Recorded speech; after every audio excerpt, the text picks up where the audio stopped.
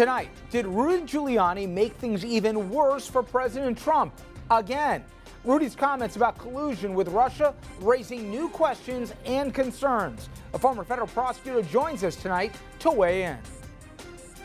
Then, a Democratic congressman who's also worked in the Clinton and Obama State Departments talks about President Trump's chaotic foreign policy, the shutdown, and more. Also, veterans taking a big hit from the government shutdown. An Iraq war vet and veterans advocate joins us to talk about how they're being impacted. Evening, everybody, and welcome to RFL. I'm Richard French. Well, tonight we're going to start with a Russia probe and the very latest with comments from one of the president's attorneys. I'm talking about Rudy Giuliani. This is Rudy, well, being Rudy. The amount of false reporting about this case is despicable. Mr. Mayor, false reporting is saying that nobody in the campaign had any contacts with Russia. False reporting is saying that there has been no suggestion of any kind of collusion between the campaign and any Russians. Because now you have Paul Manafort giving poll data that winds up leading to this coincidence. Well, you just misstated my position. I never said there was no collusion between the campaign or between people in the campaign. Yes, you have no idea if I have not. I said the President of the United States. He didn't say was nobody. Working on an issue at the same time as the convention. He said he didn't. He didn't say nobody. How would you know that nobody in your campaign? He actually did say that, Rudy. He said I never nobody. Said that. Okay. Did you notice there how Rudy didn't deny that Trump campaign officials potentially colluded?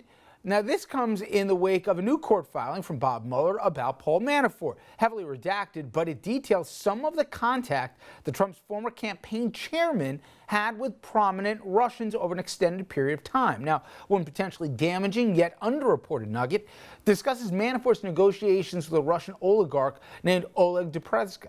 Now, by the way, that oligarch is extremely close to Putin. Here's how Business Insider described it, quote, Manafort is known to have offered Deripaska private briefings about the Trump campaign beginning in April 2016 and continuing till at least that July. Former Intel officials told Insider that the offer appeared to be a part of an effort by Manafort to resolve a long-standing financial dispute with the oligarch. Now, the court filing also describes how Manafort shared polling data with an associate who had ties to Russian intelligence. And by the way, Rudy Giuliani said there's nothing criminal about that.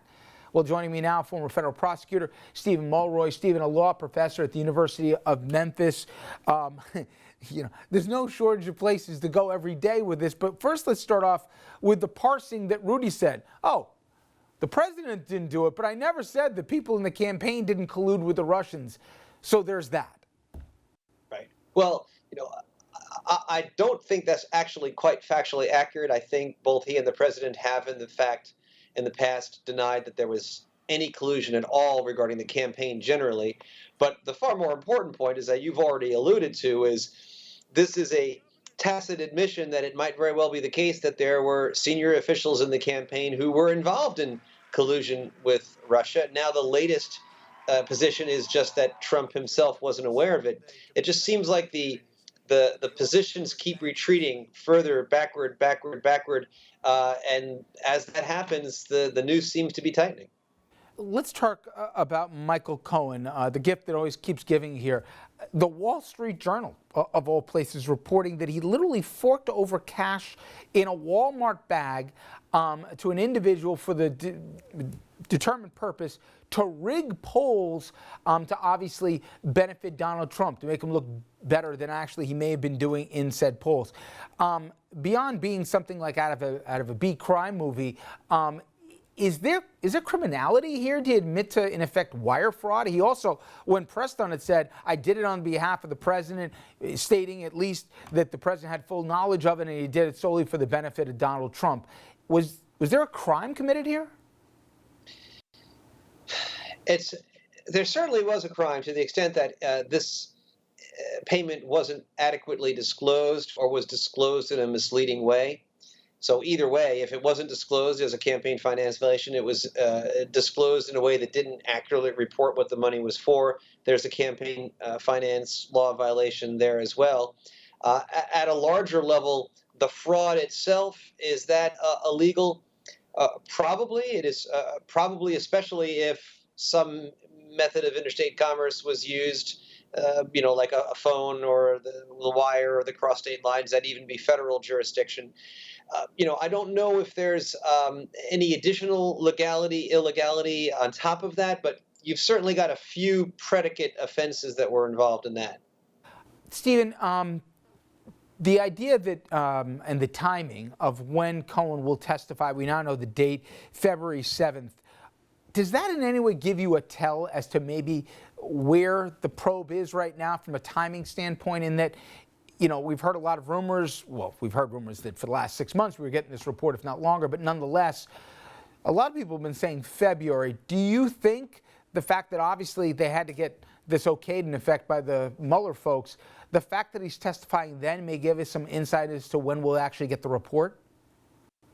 It's possible, Richard, but as you've already pointed out, people have been predicting the end of the Mueller probe for many, many months. It's very difficult to read the tea leaves and figure out exactly what's happening because they are a very tight-lipped organization. So this might mean that they're coming to an end, or it might just mean that the Michael Cohen part has been finished, and there's still lots of other leads that are still going to be pursued. So I would be very careful about predicting anything regarding the end of the Mueller investigation. What did you take away from the court filings regarding Manafort, and not just the volume of lies he reportedly told, but also any direction maybe in reading between those lines? I know it was heavily redacted, but you took away from that.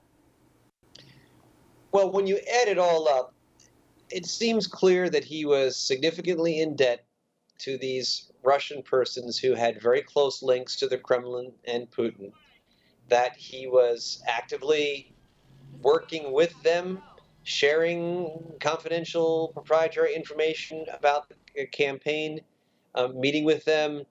This information, this polling information that was shared, would obviously be very useful to the Russians in their attempt to influence the election in favor of Donald Trump. So there are certainly a number of red flags here that are strongly suggestive of cooperation, whether you want to call it collusion. Conspiracy is the more appropriate legal term. Now, that doesn't actually show that Trump himself had knowledge of this, but this is the campaign chairman of the campaign and one of the people who participated in the Trump Tower meeting. So we are a long, long way from the initial denials of any involvement with the Russians whatsoever. And of course, Stephen, we got that bombshell or dual bombshell reports that the FBI was actually investigating whether or not our president was a Russian asset. I mean, I can't say that enough here, just the shocking depth of that. But then the other competing headline was that the interpreter was told to either hand over all her notes to him and not to speak of any of the multiple conversations the president privately had with Putin, and not even to members of his own cabinet.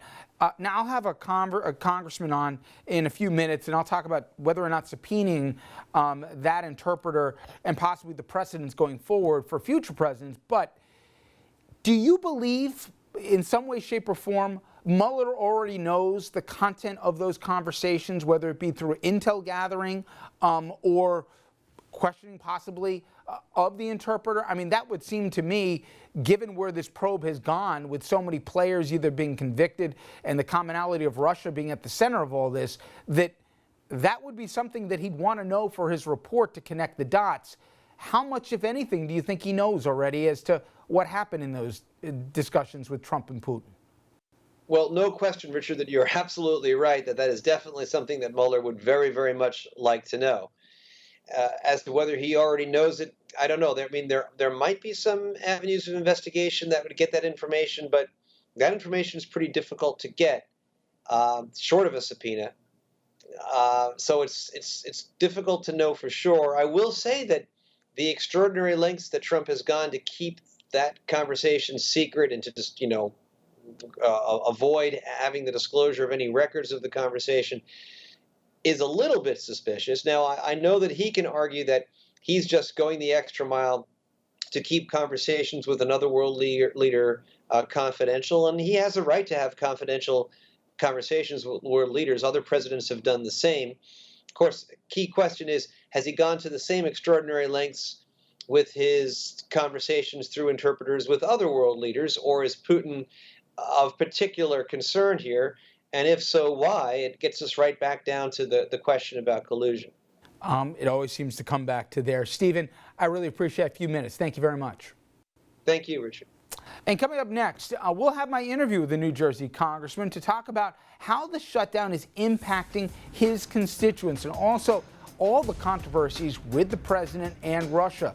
Mr. Malinowski, he worked for both President Clinton and President Obama, so he knows not only national security, but also foreign policy inside and out. He can tell us how White Houses, regular White Houses, deal with foreign leaders.